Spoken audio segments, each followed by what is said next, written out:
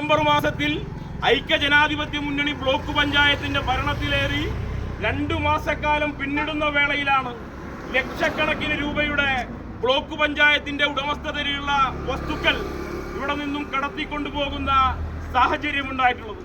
ഇവിടെ നേരത്തെ സാരി ഉൾപ്പെടെയുള്ള സഖാക്കൾ സൂചിപ്പിച്ചു. ഇവിടെ കൊടുങ്ങല്ലൂർ നിയോജക മണ്ഡലത്തിനകത്ത് സ്ഥാനാർത്ഥിയാകണമെന്ന മോഹവുമായി സ്ഥാനാർത്ഥി കുപ്പായം ധരിപ്പിച്ച് നോമ്പ് നോറ്റ് നടക്കുന്ന യൂത്ത് കോൺഗ്രസിന്റെ കേരളത്തിനകത്തെ മൂത്ത നേതാവുണ്ട് ഈ മാളയ്ക്കകത്ത്.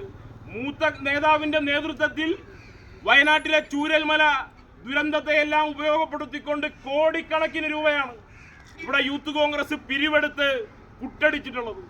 മൂത്ത നേതാവ് കോടിക്കണക്കിന് രൂപയാണ് കട്ടതെങ്കിൽ ആ മൂത്ത നേതാവിന്റെ ശിഷ്യന്മാരായ മാളയിലെ യൂത്ത് കോൺഗ്രസിന്റെ നേതാക്കൾ ഞങ്ങൾ ലക്ഷങ്ങളെങ്കിലും പൊതുമുതൽ കൊള്ള ചെയ്യുമെന്ന പ്രഖ്യാപനവുമായാണ് ഇത്തരം വിഷയങ്ങൾക്കകത്ത് ഈ മാളയ്ക്കകത്ത് നേതൃത്വം കൊടുത്തുകൊണ്ടിരിക്കുന്നത്. ഏതാനും മാസങ്ങൾ മുമ്പാണ് ഈ വലിയ പറമ്പിൽ തന്നെ സമാനമായ ഒരു പ്രതിഷേധ മാർച്ചിന് ഡിവൈഎഫ്ഐ നേതൃത്വം കൊടുക്കുന്ന സാഹചര്യമുണ്ടായത്. എന്താ വിഷയം?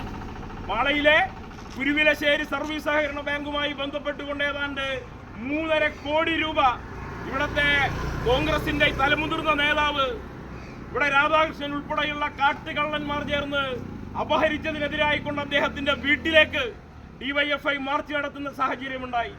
ഈ മാളയിൽ തന്നെയാണ് കോൺഗ്രസിന്റെ മണ്ഡലം കമ്മിറ്റിയുടെ ഭാരവാഹിയായ ഒരു നേതാവിനെതിരായിക്കൊണ്ട് ഇവിടത്തെ ഒരു ഡോക്ടർ ഏതാണ്ട് 25 ലക്ഷത്തോളം രൂപ ആ ഡോക്ടറുടെ കൈകളിൽ നിന്നും തട്ടിയെടുത്തതിന്റെ പരാതി മാള പോലീസ് സ്റ്റേഷനിൽ കൊടുക്കുന്ന സാഹചര്യമുണ്ടായത്.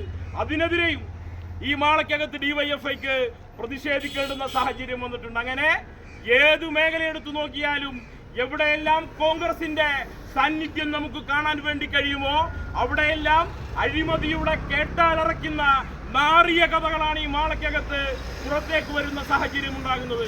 ഇതിനെ